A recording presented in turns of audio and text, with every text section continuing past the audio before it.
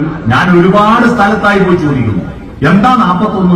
എല്ലാരും 41 ആയതുകൊണ്ട് നമ്മളും 41. 41ന്റെ തൊട്ട് മുമ്പ് 28 ഉണ്ട്. ആ 28ഉം 41ഉം കണക്ഷൻ എന്താണെന്നറിയാവോ? അതുകൊണ്ട് 28ാമത്തെ ദിവസം കുട്ടിക്ക് പേര് വിളിക്കാൻ പറ്റിയെങ്കിലേ 41ാമത്തെ ദിവസം പേര് വിളിക്കുന്നില്ലേ? എന്താ 28?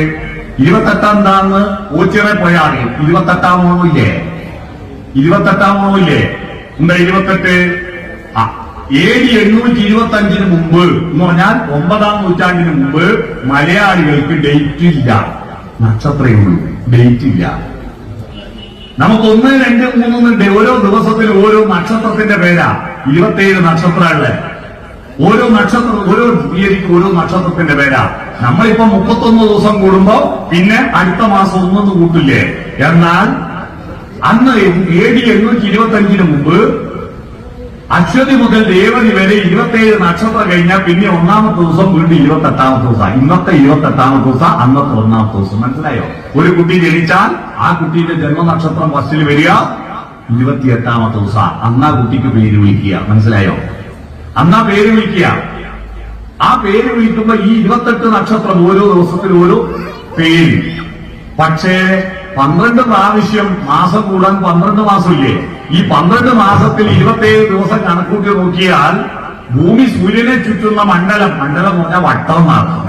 മണ്ഡലം പൂർത്തീകരിക്കുന്നത് ഒരു ഭ്രമണ മണ്ഡലം, ഭൂമിയുടെ സൗരയുധത്തിലുള്ള ഭൂമിയുടെ ഭ്രമണമണ്ഡലം പൂർത്തീകരിക്കുന്നത് 365 ദിവസം അല്ലെ?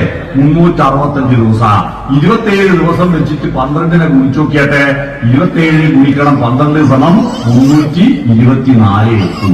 ബാക്കി എത്ര ദിവസം ബാക്കിയുണ്ട്? 365 മൈനസ് 324 സമം 41. അപ്പൊ മണ്ഡലം പൂർത്തീകരിക്കാൻ ഒരു 41 ദിവസം വ്രതത്തോടുകൂടി കൂട്ടിച്ചേർച്ച. അതാ മണ്ഡലകാലം 41. കിട്ടിയോ? 41ന്റെ കണക്ക് പിടികിട്ടിയോ? ഇതൊന്നും ആരും അന്വേഷിക്കാറില്ല. 28ാമത്തെ ദിവസം പേര് വിളിക്കുന്ന എന്താന്ന് മനസ്സിലായില്ലേ? ആ പേര് വിളിക്കുമ്പോ അരയില് നൂല് കെട്ടുന്ന എന്തിനാണെന്നറിയാവോ? ചോറ് കൊടുക്കുന്നു അല്ലെ? കുട്ടിക്ക് പാല് കൊടുക്കണം. അമ്മയുടെ മുലപ്പാലിന് പകരം പശുപാല് കൊടുക്കുമ്പോൾ നാട്ടുകാർക്ക് അവകാശപ്പെട്ടതാണല്ലോ. ഈ പ്രകൃതിയിലുള്ള എല്ലാ വിഭവങ്ങളും നാട്ടുകാർക്ക് അവകാശപ്പെട്ടതാ. കുട്ടിക്ക് അവകാശപ്പെട്ടത് അമ്മയുടെ മുലപ്പാല് മാത്രം. അപ്പൊ നാട്ടുകാർക്ക് അവകാശപ്പെട്ട പാല് കൊടുക്കുമ്പോ നാട്ടുകാരെ വിളിച്ചിട്ട് അവർക്ക് ഒരു സർക്കാരൊക്കെ കൊടുത്തിട്ട് അവരുടെ അനുവാദം വാങ്ങിയതാ കുട്ടിക്ക് പ്രകൃതിയിൽ നിന്ന് വിഭവം കൊടുക്കുകയാണേ എന്ന് പറഞ്ഞിട്ട് സമ്മതം വാങ്ങൽ വലിയ സദാ. നമ്മുടെ ഭാരതത്തിൽ വീടിന്റെ കുറ്റിയടിക്കുമ്പോൾ സമ്മതം വാങ്ങും. ഭൂമി പൂജ എന്താ? മരം മുറിക്കുമ്പോൾ സമ്മതം വാങ്ങും. വീടിന് വേണ്ടി മരം മുറിക്കാൻ തുടങ്ങുമ്പോ ഭാരതത്തിലുള്ള ഒരു പ്രകൃതിയോടുള്ള വിശാലമായ കാഴ്ചപ്പാടാൻ നോക്കുക. ഒരാഴ്ച മുമ്പ് പോയിട്ട് മരത്തിന് നോട്ടീസ് കൊടുക്കും. മരത്ത് താമസിക്കുന്ന പക്ഷികളെ, പാമ്പുകളെ, ഉടുമ്പുകളെ, ചെതലുകളെ, നിങ്ങൾ ഒഴിഞ്ഞു പോകണം, ഞാൻ ഈ മരം മുറിക്കുന്ന നാളെ പോയി പറഞ്ഞിട്ട് ഒരാഴ്ച കഴിഞ്ഞിട്ടേ മരം മുറിക്കാവൂ. അതുപോലെ കുറ്റിയടിക്കാൻ 2-3 സെന്റ് സ്ഥലത്ത് കുറ്റിയടിക്കുമ്പോ ആ കുറ്റിയടിക്കുന്ന സ്ഥലത്ത് താമസിക്കുന്ന അനന്തകോടി ജീവജാലങ്ങളുണ്ട്. ഉറുമ്പുണ്ട്, പാമ്പുണ്ട്, തേളുണ്ട്, അരണയുണ്ട്, ഓന്തുണ്ട്, എല്ലാം ഉണ്ട്. അവരോട് എനിക്ക് ഈ 3 സെന്റ് എനിക്ക് അനുവാദം തരണേ. പകരം നഷ്ടപരിഹാരമായിട്ട് അവര് മലര്, കൽക്കണ്ടം, പഴം, മുന്തിരി, ഉണക്കമുന്തിരി, കരിമ്പ് അല്ലെ, നാരങ്ങ, ഇതെല്ലാം സ്വീകരിച്ചിട്ട് പകരം സമ്മതം വാങ്ങല. കുറ്റിയടിച്ചിട്ട് അതെല്ലാം അവിടെ തൂവി കൊടുക്കണം. ഇതെല്ലാം ഈ ജീവജാലങ്ങൾക്ക് തൂവി കൊടുക്കണം. എന്നാൽ ദുഷ്ടന്മാരായ മനുഷ്യര് കുറ്റി അടിച്ചു കഴിഞ്ഞാൽ ഇതെല്ലാം കൊണ്ടുവന്ന് മുറത്തിലിട്ട് നമ്മൾ തന്നെ തോന്നും അല്ലെ? നമ്മൾ തന്നെ തോന്നും. എന്തിനാണ് ഇത് നടത്തുന്നതെന്ന് അറിയാത്തോണ്ടാ. അപ്പോ കുട്ടിക്ക് പേര് വിളിക്കുന്നു. അരയിൽ നൂലെന്തിനാ കെട്ടുന്ന? ഈ നൂല് കെട്ടുന്നത് എന്തിനാണ് ഞാൻ പലരോടും ചോദിച്ചു, പലയിടത്തും ചോദിച്ചു. എന്തിനാ? അമ്പലത്തിലെല്ലാം പ്രഭാഷണം, ആധ്യാത്മിക പ്രഭാഷണം നടത്താൻ വരുന്ന പല ആചാര്യന്മാരോട് ചോദിച്ചു, ഈ അരയിൽ നൂല് കെട്ടുന്നതിന്റെ അർത്ഥം എന്താ?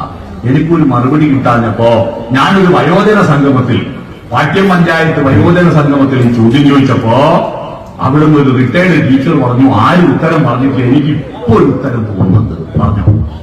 അവര് പറഞ്ഞത്, കുട്ടിയെ ഗർഭം ധരിക്കുന്നത് അമ്മ മാത്രമാണ്, പ്രസവിക്കുന്നതും ഏറ്റുനോവ് അനുഭവിക്കുന്നതും അമ്മ മാത്രമാണ്, മുലയൂട്ടുന്നത് അമ്മ മാത്രമാണ്, ബാക്കിയെല്ലാം ചെയ്യുന്നത് അമ്മ മാത്രമാണ്. പക്ഷെ കുട്ടി അമ്മേന്റെ മാത്രമല്ലല്ലോ, അച്ഛന്റെ കൂടിയല്ലേ. അപ്പൊ അച്ഛനൊരു പരാതി വേണ്ടെന്ന് പറഞ്ഞിട്ട് കുട്ടീനെ 28ാമത്തെ ദിവസം പാർട്ടീഷൻ ചെയ്ത് 2ആക്കിയിട്ട് നടുക്കൂടെ അതിരുന്ന പകുതി അച്ഛന് പകുതി അമ്മക്ക് ടീച്ചർ പറഞ്ഞു. അങ്ങനെയാണോ? അല്ല. ഇവിടെയാണ് നമ്മുടെ ഗുരുത്വത്തിലേക്ക് ആരംഭിക്കുന്നത്.